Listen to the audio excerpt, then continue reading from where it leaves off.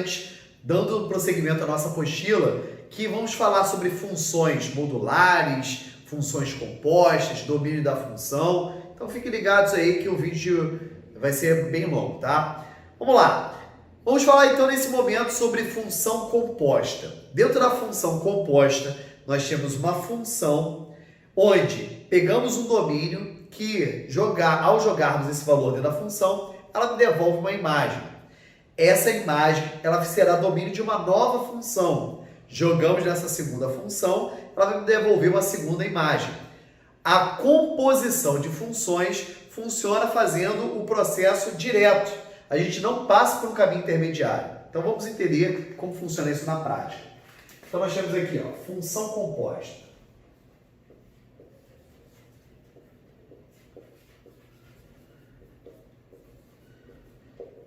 Então primeiro nós vamos entender em forma de diagrama como é essa analogia de passar por um caminho intermediário e não passar.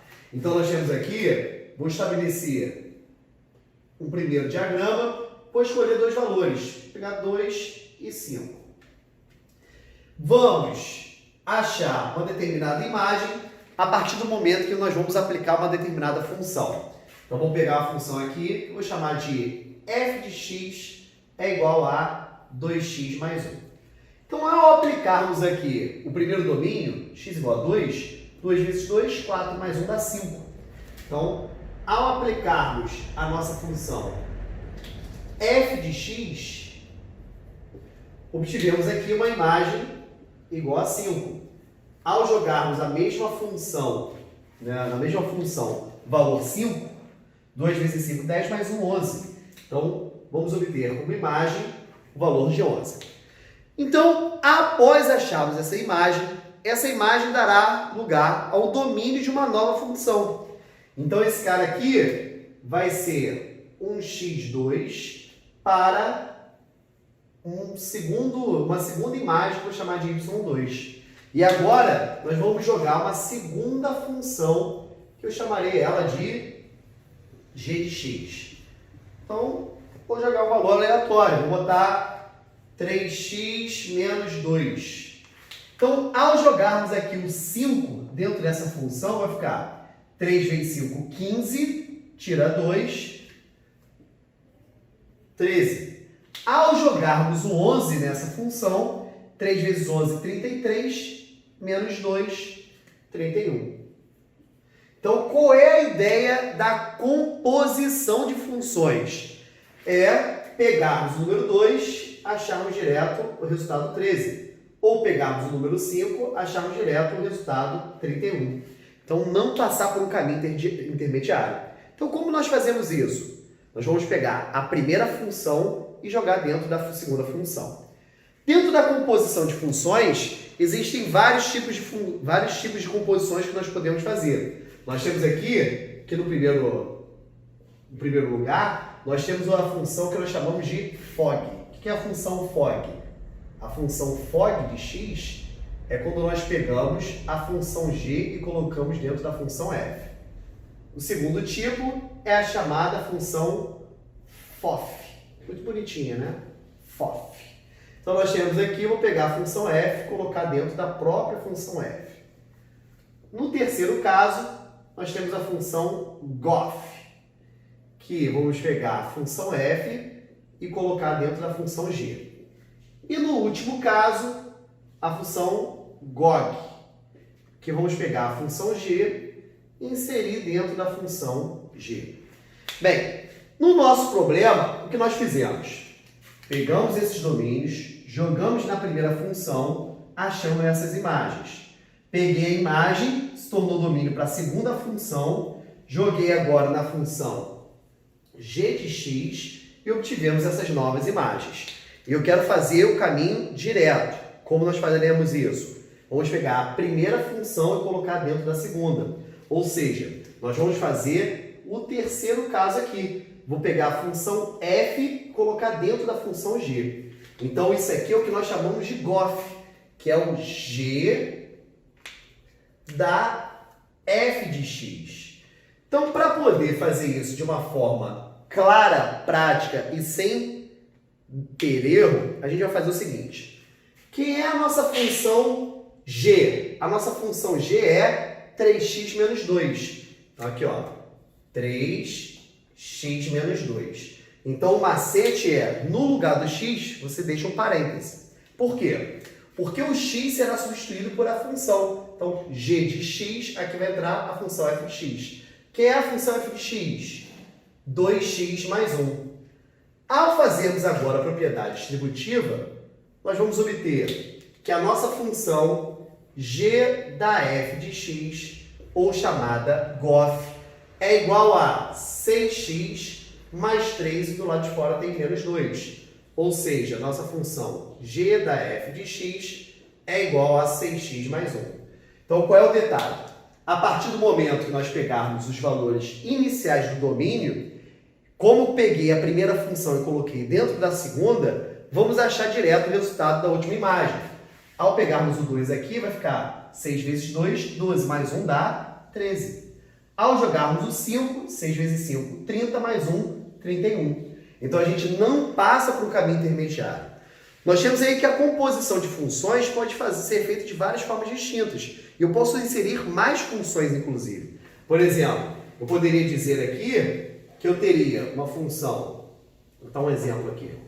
Então, vamos supor que nós tivéssemos uma função f de x, vou manter 2x mais 1, vou pegar g de x igual a 3x menos 2 e vou criar uma função que eu vou chamar de h de x, que será, deixa eu pensar, menos x mais 5, ok?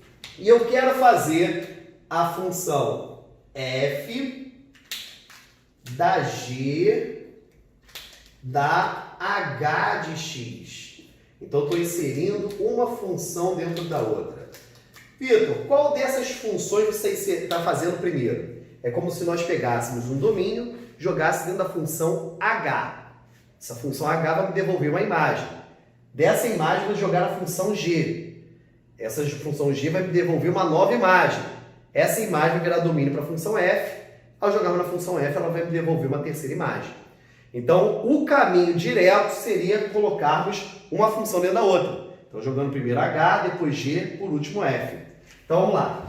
Quem é a nossa função f? 2x mais 1. Opa, só que no lugar do x, ó, dentro do x, f de x. Dentro do lugar do x temos a função g. Que é a função g? A função g que está de vermelho é 3x menos 2. Só que dentro da função g tem uma nova função, que é a função h, que é a menos x mais 5. Então, ao resolvermos isso, vai ficar, que eu poderia botar até outra simbologia, né?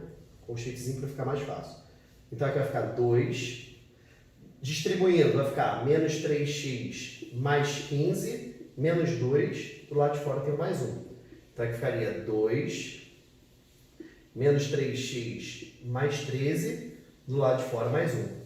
Então, essa aqui ficaria menos 6x mais 26 mais 1, resposta final, menos 6x mais 27. Então, isso aqui é como se fosse a minha função composta.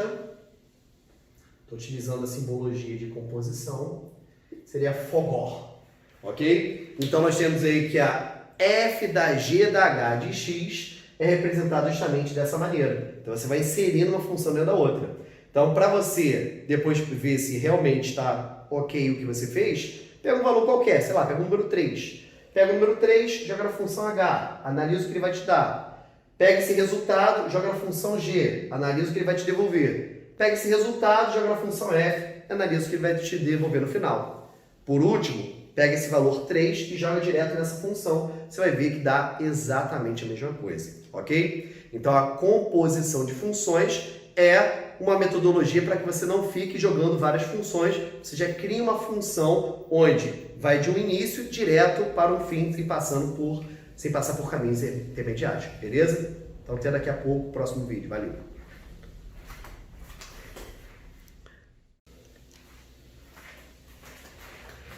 Vamos lá, galera! Dando prosseguimento, então, ao nosso conteúdo, vamos trabalhar com função inversa. Nós temos aí que a função inversa, ela representa dentro do plano cartesiano uma função que ela é espelhada em relação à função identidade, e o processo da inversão consiste em trocar o x e o y de lugar. Então vamos analisar aqui como é que funciona o processo. Função inversa.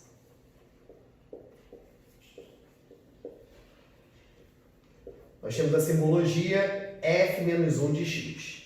Nós temos aí que nem todas as funções possuem inversa, tá? Então existem funções que influem diretamente no conceito de função, porque dentro da realidade da função, cada domínio tem que ter uma e somente uma imagem. Então vamos lá. Vamos supor que nós tivéssemos uma função f de x é igual a 2x menos 3. Então nós temos aqui uma função do primeiro grau, quero saber quem é a sua inversa. Dentro do processo da inversão, o primeiro passo é pegarmos a função, se tiver f de x, transformar isso em y. Então, nós temos y é igual a 2x menos 3. Dentro do processo de inversão, o que é x vira y, o que é y vira x. Então, nós temos aqui o y vai virar x e o x vai virar y. Após fazermos a troca, como pelo conceito de função, quem está sempre isolado está em função de alguém, nós temos aí conceito de função, quem está em função de alguém ou de alguma coisa. E o y sempre está em função do x. Então ele sempre tem que estar isolado no primeiro membro. Então a gente passa o y para o primeiro membro. Passando 2y para cá vai ficar menos 2y é igual. Passa o x para cá. Menos 3. Vou multiplicar tudo por menos 1, vai ficar 2y é igual a x mais 3, y é igual a x mais 3 sobre 2, ou y é igual a x sobre 2 mais 3 sobre 2. Que eu particularmente prefiro, que ele está coeficiente angular meio, coeficiente linear 3 meios. Então isso aqui é o que nós chamamos de f menos 1 de x. Então, o processo da inversão basta fazer isso. Em alguns casos, fica meio difícil. Por exemplo, na função quadrática, não dá para fazer a inversão dessa função, né? Em casos raríssimos acontece esse tipo de inversão. Bem, nós temos aqui, dentro de uma função do tipo f de x é igual a 4x menos 2 sobre 3x mais 1, né? Vamos também estabelecer como é que seria a sua função inversa. Então, eu não faço ideia como seria o gráfico dessa função, mas eu vou analisar para ver se essa função possui inversa. E tem. Nós temos aqui que primeiro tem que estabelecer o domínio dessa função. Essa função aqui, o denominador não pode ser igual a zero. Então, nós temos aqui que o 3x mais 1 ele tem que ser diferente de zero. Então, 3x tem que ser diferente de menos 1, x tem que ser diferente de menos 1/3. Beleza. Então, estabeleci já que dentro do domínio dessa função, o x não pode assumir o valor de menos 1/3. Beleza. Então, vamos continuar. Então, o que é f de x é y, né? Então, dentro do processo de inversão da função, necessariamente que é y vira x, que é x vira y. Então, nós temos x é igual a 4y menos 2 sobre 3y mais 1. O que está dividido, vou passar para o outro lado o que é? Multiplicando. Vai ficar 3xy mais 1 vezes x. X é igual a 4y menos 2. Como eu falei que o y tem que ficar no primeiro membro, ainda que tenha xy, o que tiver y tem que ficar no primeiro membro. Então aqui vai ficar 3xy menos 4y é igual a menos x menos 2. Ok? Aqui eu vou botar o y em evidência. Vai ficar y em evidência, vai ficar 3x menos 4 é igual a menos x menos 2. Então, agora que está multiplicando, vou passar para o outro lado dividindo. Consequentemente, vamos obter aqui y é igual a menos x menos 2 sobre 3x menos 4. É mais comum, dentro das questões, ao invés de vir esse resultado aqui, como tem mais elementos negativos do que positivos, multiplicar em cima e embaixo por menos 1. Ou seja, acharmos, na verdade, x mais 2 sobre 4 menos 3x. É a mesma coisa, só que eu multipliquei em cima e embaixo por menos 1. Consequentemente, eu tornei mais elementos positivos do que negativos. Então, essa daqui é o que nós chamamos de função inversa. Para finalizarmos, eu vou mostrar como funciona o gráfico de uma função inversa. Nós temos aí que dentro de qualquer função que a gente queira se estabelecer a sua inversa, basta analisarmos baseando-se na função identidade. Então, dentro de um plano cartesiano, uma vez que a gente tenha a referência da função identidade, que é a função identidade? Y igual a x. Basta fazer um gráfico simétrico ao que o problema te der. Então, você tem um gráfico esquisito, todo feio. Esse aqui é o nosso gráfico que eu vou chamar de f de x. Ok? Não faço ideia, algebricamente, que gráfico é esse. Porém, analisando a sua simetria em relação à função identidade, eu sei que a sua inversa deve ter mais ou menos essa característica. Eu não sou muito bom de desenho não, mas f menos 1 de x. Então, nós temos aqui, ficou mais ou menos, nós temos aqui o gráfico da função inversa. Então, toda função inversa, como existe a troca do x com y, y com x, ela é espelhada em relação à função identidade. Para finalizarmos, então, aí a função inversa, vale lembrarmos que a função logarítmica, ela é inversa à função exponencial. Então, aqui, por exemplo, no gráfico de uma função exponencial crescente, vou botar aqui, função exponencial. Pegar a função y igual a elevado a x. Nós temos aqui o gráfico de uma função exponencial com a maior do que 1, né, crescente. Consequentemente, ela intercepta o eixo y aqui no 1. Ao traçarmos aqui a função identidade, função esta que também é chamada de função bissetriz aos quadrantes ímpares. Importantíssimo, tá? Nós temos aqui o gráfico de uma função logarítmica.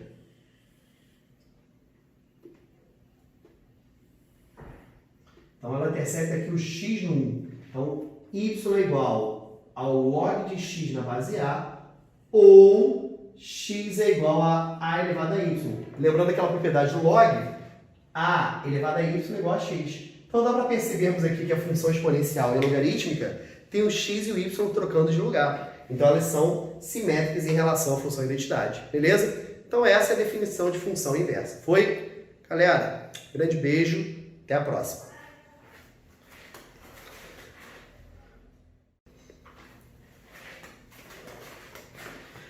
Fala galera, último videozinho aí para falarmos sobre a sequência das funções. Vou falar sobre o domínio da função. Sobre o domínio da função é imprescindível saber que o que normalmente causa problema a uma função é quando existe um denominador, né, onde o denominador não pode ser igual a zero, e quando existe uma raiz, onde dentro de uma raiz, quando o índice é par, não podemos ter o radicando negativo.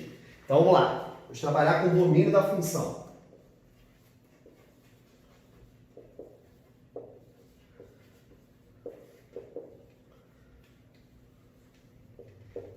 Bem, então o domínio da função ela funciona da seguinte forma.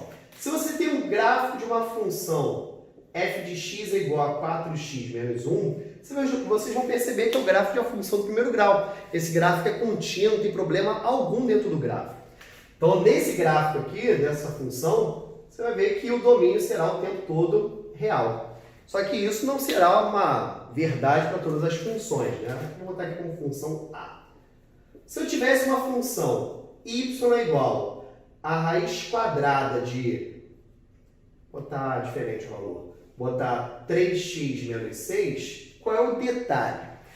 Dentro das funções que trabalham com os eixos cartesianos, tanto o domínio quanto a imagem são reais. Só que dentro do universo real não se adequa a raízes com valor negativo dentro. Raízes com índice par, raiz quadrada, raiz quarta, raiz cúbica pode ser negativo. Nós temos então aqui que criar condições para que essa função exista. Então vocês vão ver que dentro dessa função, caso tivesse o gráfico dessa função, teria justamente um ponto ali esquisito dentro do gráfico, que realmente não se adequa a um determinado valor. Nós temos aqui que o 3x menos 6, que é justamente o cara que está dentro do nosso radicando, ele não pode ser negativo, consequentemente ele só pode ser maior ou igual a zero. Ao resolvermos essa equação aqui, nós teremos 3x maior ou igual a 6, x maior ou igual a 2.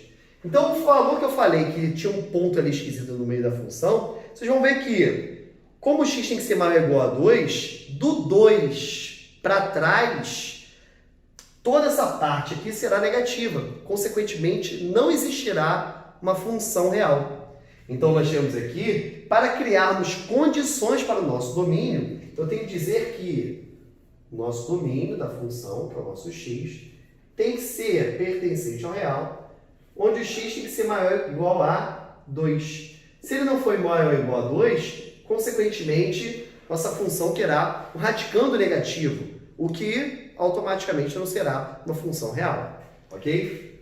Vou pegar aqui uma letra C. Então, vamos supor que eu tivesse y igual a 9x menos 2 sobre 3x mais 1. Nós temos aí que dentro dessa realidade da função, ela não teria problema algum, a não ser que o denominador me desse um prejuízo. O denominador de uma função jamais pode ser igual a zero. Então, nós temos aqui que o denominador não tem que ser diferente de zero. Então, esse cara vai me dar um problema apenas num único ponto. Aqui não, me deu num ponto para um outro valor. Nós temos aqui um intervalo que não serve para a nossa função. Então, x menor ou igual a 2. Então, do intervalo que vai do 2 para trás, não serve, só do 2 para frente. Então, 2 fechado, em diante. Então, nesse caso daqui, como o denominador tem que ser diferente de zero, nós temos aqui 3x mais 1 diferente de zero, 3x diferente de menos 1, x diferente de menos 1/3. Então, essa função em relação ao domínio, eu posso representar de duas formas distintas. Eu posso dizer que o domínio é real, com exceção do menos 1/3, ou mesmo posso dizer que o x pertence ao real, tal que o x é diferente de menos 1/3. Ok? Então, geralmente, são as coisas que causam problema dentro da função, raiz ou denominadores. Se você tivesse, por exemplo, uma raiz cúbica, y igual a raiz cúbica de 9x menos 4, o domínio dessa função seria real. A raiz cúbica pode ser positiva, negativa, pode ser zero, pode ser qualquer coisa. Só que se você tivesse uma raiz no denominador, aí nós teríamos dois problemas ao mesmo tempo. Por exemplo, f de x é igual a 4x menos 5 sobre 2x mais 8. Raiz quadrada de 2x mais 8. Então, aqui eu teria dois problemas simultaneamente. Quais são os problemas? Primeiro, temos um denominador e no denominador é uma raiz quadrada, que não pode ser negativa. Então, esse cara daqui... Veio o cachorro para nós hoje. Esse cara daqui, ele tem que ser maior do que zero. Não serve zero nem toda a parte negativa. Então, nós temos aqui que 2x maior que menos 8, x maior que menos 4. Então, eu estabeleço que o domínio dessa função é um x que pertence ao real, tal que o x é maior que menos 4. Beleza?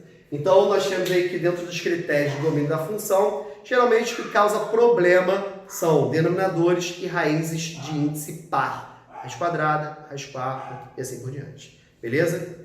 Grande beijo, até a próxima. Valeu!